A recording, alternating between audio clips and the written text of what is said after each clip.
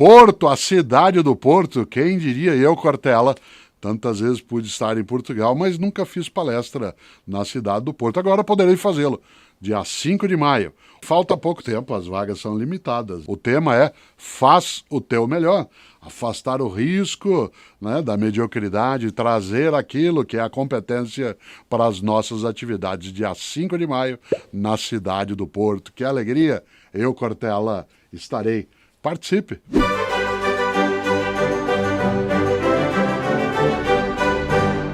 Em 1998, eu tinha 44 anos de idade.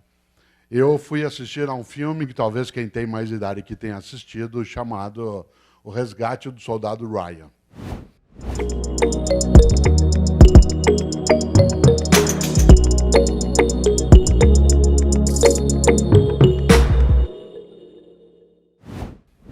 Esse filme conta uma história que a gente não pode esquecer. E ele tem nele algo que eu queria trazer como marca inicial nessa reflexão. Quem aqui assistiu ao filme se lembra, ele é um filme já clássico, o que eu vou falar aqui é spoiler, mas isso para quem já assistiu não vale, para quem não viu, feche os ouvidos. O filme conta uma história magnífica, difícil de assistir. É um filme do Steven Spielberg, cujo ator principal é o Tom Hanks, e o segundo é o Matt Damon. Nesse filme, o roteirista produziu uma história maravilhosa, difícil de lidar. Na Guerra Civil Norte-Americana, houve uma situação em que 4 filhos de uma mesma mãe morreram na Guerra Civil Norte-Americana. E, como 3 deles haviam sido mortos durante o combate, as forças de direção trouxeram o 4º filho para que ele não fosse também morto e a família não ficasse sem nenhum dos seus. Ele não o fez.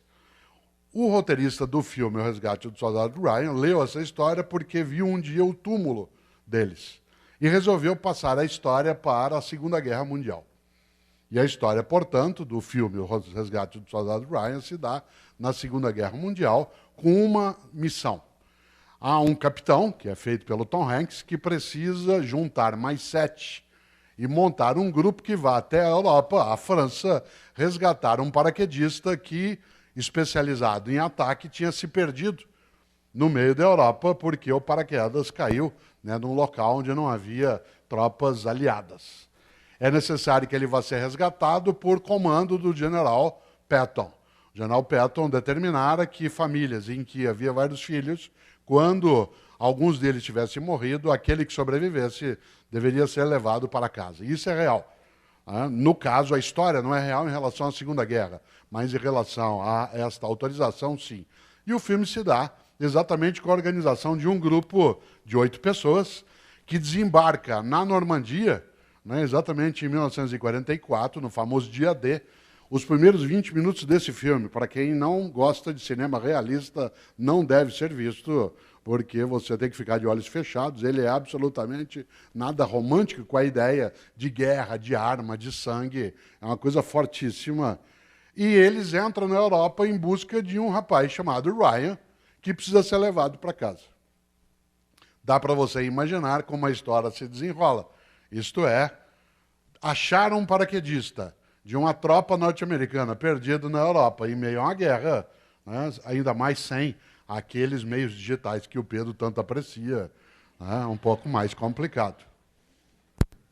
E é curioso, porque eles vão, pouco a pouco, vários deles vão morrendo para chegar até o soldado. E o encontram. E ele se recusa a ir para casa, ele não quer.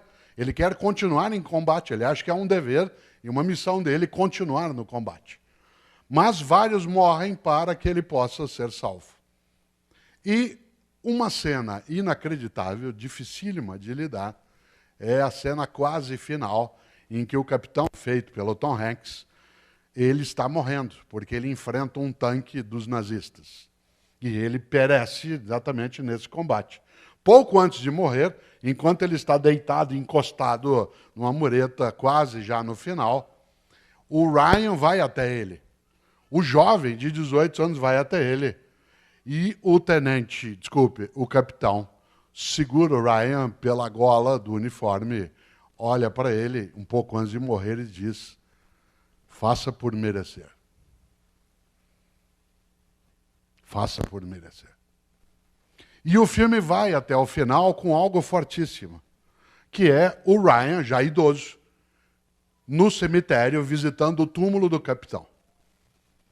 Enquanto ele está orando pelo capitão, a família dele está mais à distância, ele já bastante idoso, ele termina, ele dialoga com o capitão, agradecendo, claro, né, com o túmulo, faz continência e chama a esposa dele, que vem pouco a pouco, ele segura na mão dela e pergunta: eu fiz por merecer? Essa é uma das questões mais difíceis que a gente pode ter de lidar.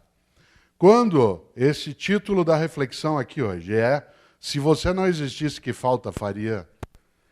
Em última instância, a grande pergunta é: fazemos por merecer? Por merecer a existência, a vida, esse mistério magnífico do qual nós participamos e não conhecemos toda a razão? Essa vida que nós partilhamos com outras e outras formas de vida, será que nós a desperdiçamos, a colocamos fora? Cada vez que eu vejo e revejo a cena, eu me lembro dessa pergunta que ecoa dentro de mim. Sem ser aqui dramático em excesso, sem ser também piegas, a frase é muito forte. Se alguém grudasse na gola do meu casaco e tivesse morrido quase, como aconteceu, com vários outros, para que eu pudesse viver, e dissesse no último suspiro: faça por merecer. Isso é forte demais. É interessante, porque as homenagens que a gente recebe, elas, vez ou outra, nos levam exatamente a pensar isso. Será que nós fazemos por merecer? Merecer o quê? A amizade que partilhamos, a solidariedade que nos oferecem, a alegria que a gente pode ter, os momentos também de fraternidade que se tem, aquilo que é para nós uma condição de existência que não necessariamente é colocada com outras e outros.